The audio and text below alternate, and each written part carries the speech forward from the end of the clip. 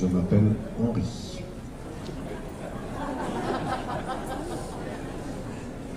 Non mais, je ne suis qu'un modeste collaborateur, mais vous aurez l'occasion d'entendre ma voix puisque j'ai l'immense privilège d'être un petit peu le régulateur pour annoncer ce qui se passe. Pour tous les problèmes, ne venez pas me voir. Il y a des organisatrices et des organisateurs qui portent un badge que je me suis bien gardé de mettre sur le revers ou sur mon pull vert. Ne me demandez pas ce que le 7 signifie, je n'en sais rien. Maintenant, je voudrais accueillir et remercier Karine Gibel ou Giebel, ça se discute, Giebel. Je voudrais lui dire que nous sommes très honorés de sa présence et pour saluer cette présence et fêter dignement le 10e anniversaire, vous avez des collègues, notre ami Gilbert Borne. Mireille, vous vous sentez moins seule, on a une seconde femme. Et quelle femme? Jacques Ravel, mon ami France Bartel-Lardonnais, Philippe Bilger, merci d'être là, ça nous fait un grand plaisir, pourtant qu'on avait passé du bon temps déjà. Karine, je vais dire quelques mots sur vous, pas sur vous, ce sera rapide. Je redis le plaisir et le bonheur de vous recevoir. J'ai pas tout appris par cœur. Alors Karine Gibel est avant tout une fantastique conteuse de la noirceur humaine. Je pense que tous ceux qui l'ont lu seront d'accord avec cette affirmation. Je la cite, « J'ai besoin de ressentir des émotions quand j'écris, et je pense que pendant la lecture, le lecteur doit retrouver mes propres émotions. » J'ai écouté ça dans une interview de vous, donc vous devez pas me contredire. Ni manichéenne, ni moraliste, Karine Gibel apporte profondeur et ambivalence à ses personnages. Se plonger dans Ce que tu as fait de moi, son dernier titre, ne peut pas laisser intact. Le talent de l'écrivaine déclenche en cascade toutes sortes d'émotions puissantes et contradictoires. Comme pour les précédents, son sujet est puisé dans la réalité et ses turpitudes. Là, elle traite des secrets de l'addiction dans son dernier livre. Dans le précédent, le formidable « Toute blesse, la dernière tue », elle abordait l'horreur de l'esclavage moderne. Bouleversant. En 15 ans et 11 romans, Karine Gibel a vendu plus d'1 million d'exemplaires, traduits dans une douzaine de langues. Dire que moi, quand j'en vends 500, je suis content. Elle s'est fait une place à part dans le thriller psychologique. J'ai trouvé que c'était le bon terme pour ce que vous écriviez. J'aime pas thriller, j'aime pas polar pour ce qui vous concerne. Bon, thriller psychologique, j'ai pris, si ça vous parle.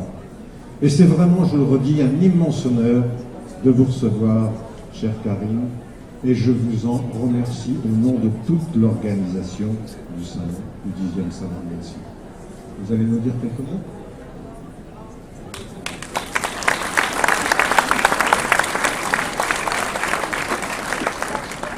Bien, bonjour à tous. Je suis ravie qu'on m'ait demandé d'être la marraine de cette 10e édition, parce que 10 ans pour un salon, c'est quand même très important. C'est la preuve qu'il marche, que les gens sont fidèles, que les lecteurs reviennent, que les auteurs reviennent aussi. Donc on voit beaucoup de salons malheureusement qui n'arrivent pas à ces 10 ans. Donc voilà, je pense que 10 ans c'est une date très importante. Et toutes ces manifestations où les lecteurs vont pouvoir aller à la rencontre des auteurs qu'ils aiment ou découvrir des auteurs qu'ils ne connaissent pas. Donc voilà, toutes ces manifestations sont très importantes. C'est le contact entre l'auteur qui fait un travail solitaire d'écriture et les gens qui ont lu ce qu'il a écrit ou qui vont lire ce qu'il écrit. Et voilà, et ça, ce sont des rencontres vraiment passionnantes et importantes.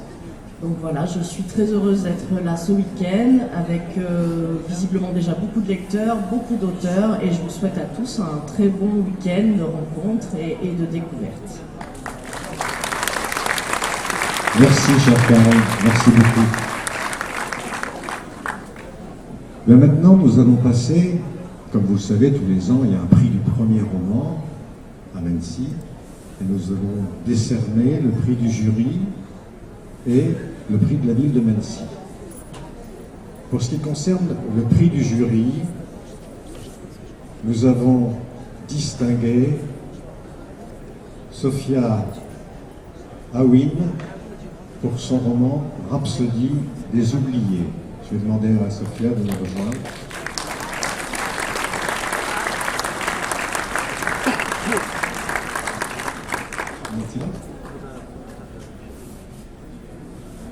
Bravo.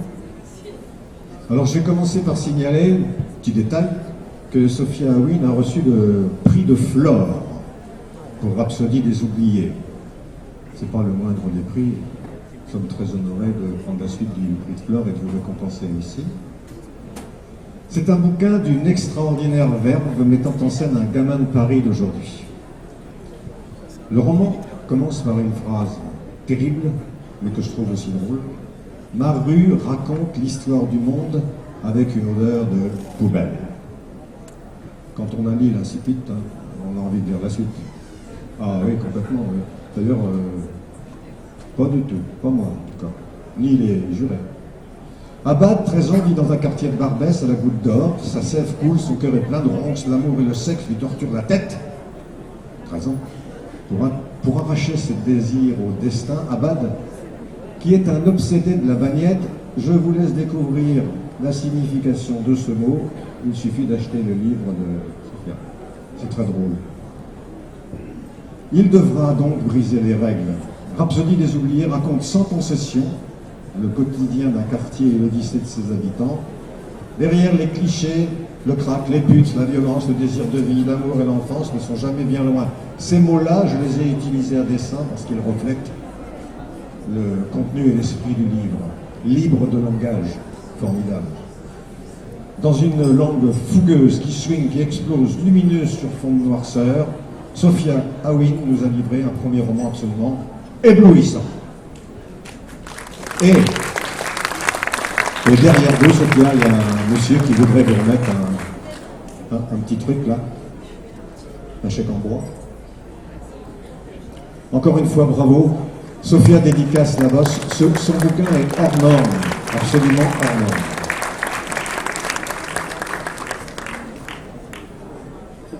Son bouquin est absolument hors norme. Quand vous rentrez, vous plongez dedans. Moi, j'ai pensé d'autres aussi, je le dis. J'ai pensé à Momo, on l'a vu devant soi. Et puis j'ai pensé aux 400 coups de Douanel aussi, et je ne suis pas le seul. Donc c'est quand même des belles références, même si votre bouquin, par rapport à ces deux-là, est évidemment unique. J'aime pas trop les comparaisons, mais là, il fallait que je le dise. Bravo, Sophia.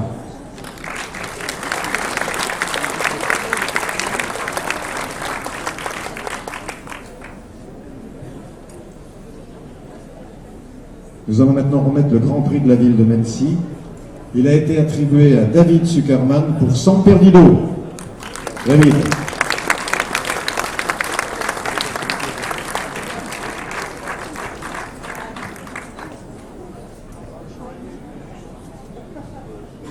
San Perdido, entre conte et réalisme, nous emporte dans un bidonville de Panama, dans une ambiance palpitante, menaçante et plus que très sensuelle. J'insiste pour le mot sensuel, j'aurais dû mettre très très très sensuel. Yerbo Quinton est né de fil rouge, ce petit être aux yeux bleus translucides, surnommé la langosta, ce qui veut dire le homard, attention faux amis, par Félicia à cause de ses mains puissantes, dispose de pouvoirs singuliers. Félicia est une vieille femme qui vit dans une décharge à ciel ouvert, entre de pauvreté et de survivance au jour le jour.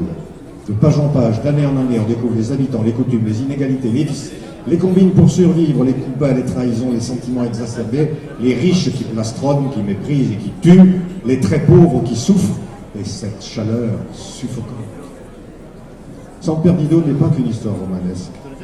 C'est aussi une peinture sans concession d'une société injuste et corrompue. Mais heureusement, la langosta veille, ce héros venu de nulle part. Je cite, « Et qu'est-ce qu'un héros, sinon un homme qui réalise un jour les rêves secrets des peuples ?» Bravo mon ami, c'est une excellente surprise de vous voir. Ce roman est absolument prenant, envoûtant et formidablement écrit. Je ferai une liaison entre les deux romans qui parlent de la société et des côtés obscurs et noirs de la société. Il y a quelque chose, il y a un petit cousinage dans ces deux romans. Bravo!